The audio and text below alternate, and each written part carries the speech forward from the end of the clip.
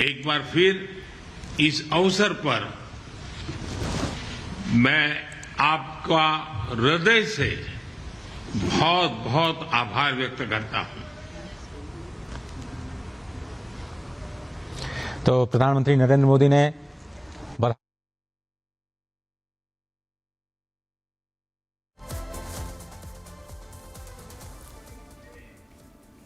तो प्रधानमंत्री मोदी ने कहा कि सुल्तान हाजी से मिलकर बहुत खुशी हुई, द्विपक्षीय संबंधों को मजबूत किया। दिन प्रगाढ़ होते रहे हैं। 2018 में हमारे गणतंत्र दिवस पर मुख्य अतिथि के रूप में आपकी भारत यात्रा की स्मृतियां आज भी भारत के लोग बहुत गौरव के साथ याद करते हैं। योर मैजेस्टी, मुझे अत्यंत खुशी है कि मुझे अपने तीसरे कार्यकाल की शुरुआत में ही ब्रुनेई की यात्रा करने का और आपसे भविष्य के विषय में चर्चा करने का सौभाग्य मिला है। यह भी सुखद संयोग है कि इस वर्ष हम द्विपक्षीय साझेदारी की 40वीं वर्षगांठ मना रहे हैं। भारत की एक्ट ईस्ट पॉलिसी और इंडो पैसिफिक विजन में ब्रुनेई का महत्वपूर्ण साझेदार होना ये हमारे लिए उज्जवल भविष्य की गारंटी है। हम एक दूसरे की भावनाओं का सम्मान करते हैं। मुझे विश्वास है कि मेरी इस यात्रा से और हमारी चर्चाओं से आने वाले समय के लिए हमारे संबंधों को स्ट्रैटेजिक दिशा मिलेगी। एक बार फिर इस अवसर पर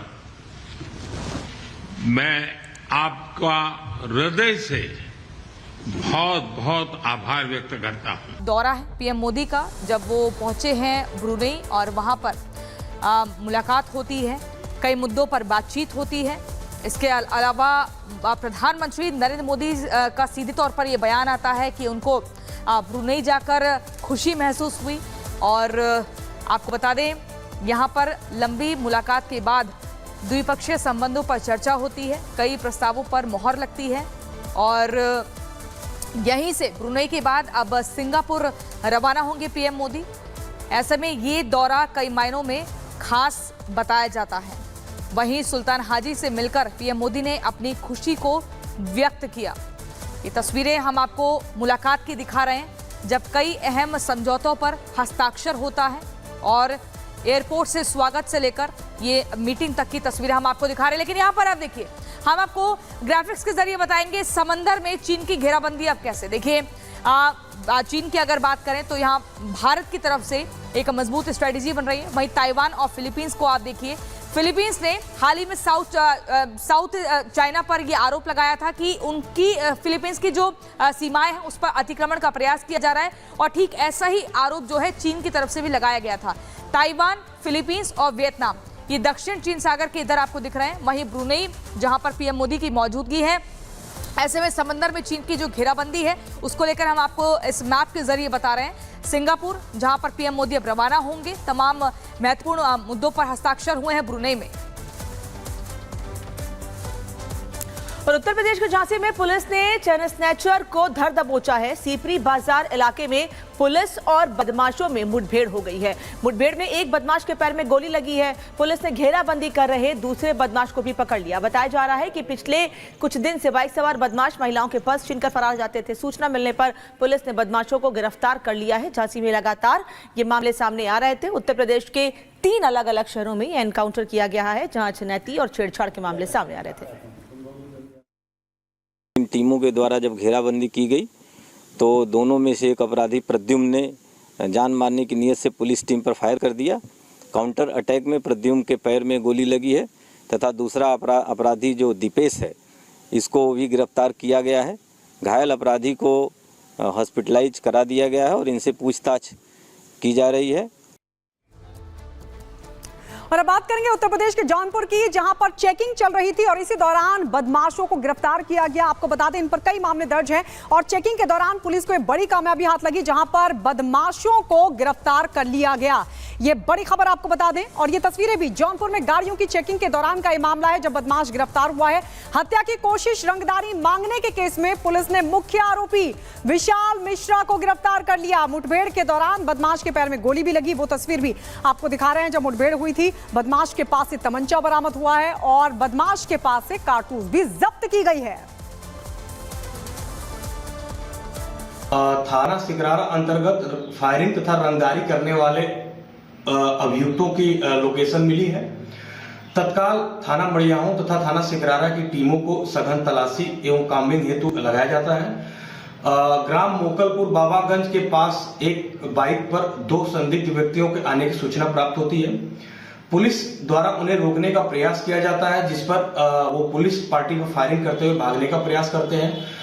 आत्मरक्षार्थ पुलिस द्वारा जवाबी फायरिंग की जाती है, जिसमें एक अभियुक्त विशाल मिश्रा पुत्र काशीनाथ मिश्रा निवासी ग्राम डिंगरपुर थाना जलालपुर जौनपुर का रहने वाला है, जो कि मुठभेड़ में गिरफ्तार किया गया तथा इसके साथ जो एक संदिग्ध व्यक्ति था वो अंधेरे का फायदा उठाते हुए भागने में सफल रहा है।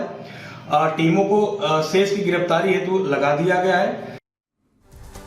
और चलिए इसी बीच अगली खबर आपको बुलंदशहर से बताते हैं, जहां पर 2 अलग अलग जगहों से 3 गौ तस्करों की गिरफ्तारी हुई है। लेकिन इस गिरफ्तारी से पहले आपको बता दें पुलिस और गौ तस्करों के बीच मुठभेड़ की तस्वीर भी सामने आई है। मुठभेड़ के बाद आपको बता दें गौ तस्कर के पैर पर गोली लगती है इस एनकाउंटर में और उसके बाद इनको गिरफ्तार कर लिया जाता है। ये उत्तर प्रदेश के 3 शहरों में जिस कदर एनकाउंटर हुआ और एनकाउंटर के बाद आप देखिए तीनों ही गौ तस्कर जो हैं गिरफ्तार हो चुके हैं।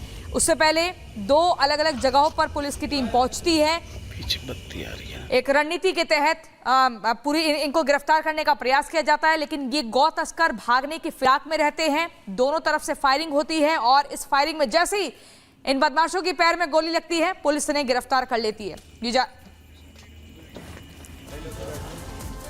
उत्तर प्रदेश में 10 विधानसभा सीटों पर उपचुनाव होने हैं। सभी तैयारियां हैं, पार्टियों के अपने अपने दावे हैं, इसीलिए सियासी दंगल में इससे पहले हर कोई एक दूसरे पर जमकर सियासी तीर छोड़ रहा है। सीएम योगी चुनावी मंचों से प्रदेश की जनता को सपा शासनकाल की याद दिला रहे हैं, तो अखिलेश दलील दे रहे हैं कि महिला उत्पीड़न में यूपी सबसे आगे है।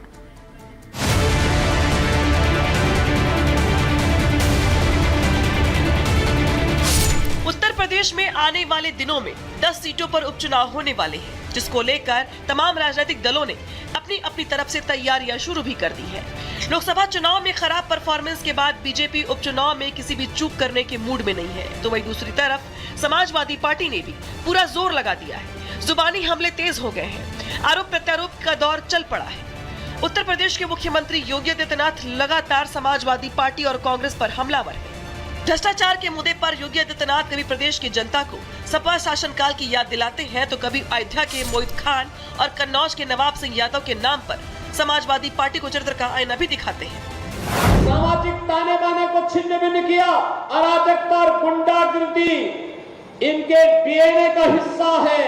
इनका कारनामा वही है जो अयोध्या में एक निषाद बेटी के साथ समाजवादी पार्टी के नेता के द्वारा किया गया था।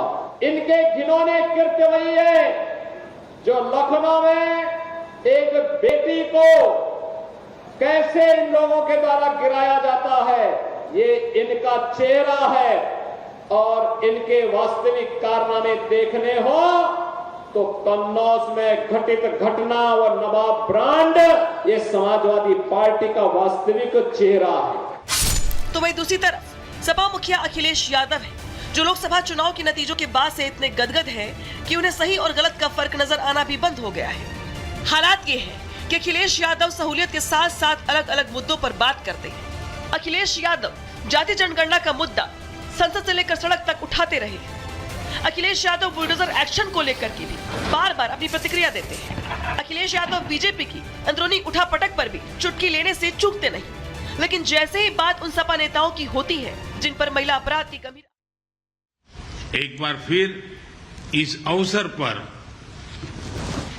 मैं आपका हृदय से बहुत बहुत आभार व्यक्त करता हूं। तो प्रधानमंत्री नरेंद्र मोदी ने